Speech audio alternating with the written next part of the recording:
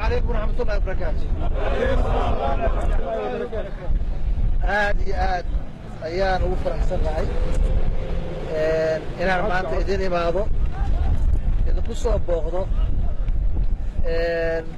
difaaca iyo dagaalka aad kula jirtaan cadowga islaamka, cadowga Soomaaliyeed iyo cadowga Puntland oo sida uu sheegay taliyuhu burcadiimeen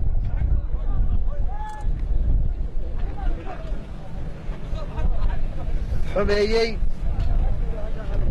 magaca islaamka, diinta islaamka. Aniga iyo wafdiga wasiirada ah iyo saraakiisha kale aadaan ugu faraxsanahay.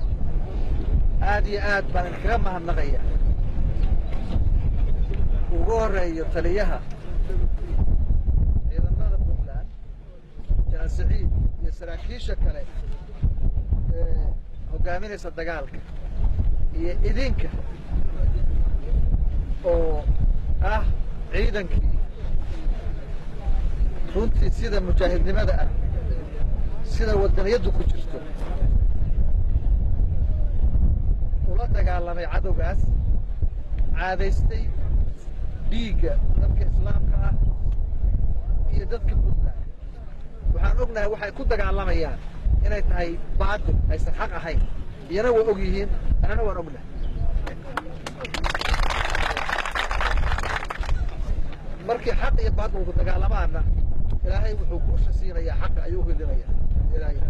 marka waxaan aaminsanahay in ilaahay inala jiro, idinla jiro, annaguna waanu idinla jirnaa meel walba aan joogno. niyaddaan idinku haynaa har iyo habeen, idinkama maqnin.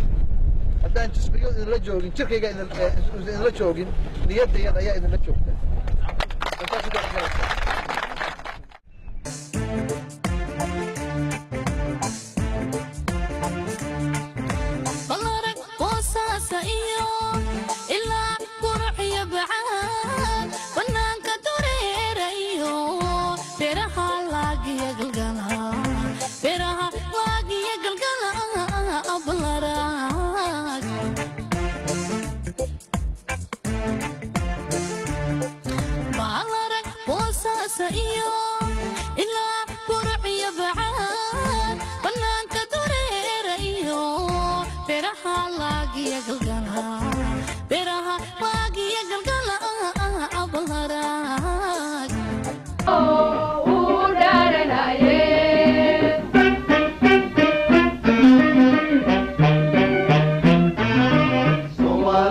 dhammaantiin dhagihiina furao dhulka daaficiisiyo dhimashada dhimashada dhimashada dhimashada dhimashada dhimashada hadiidina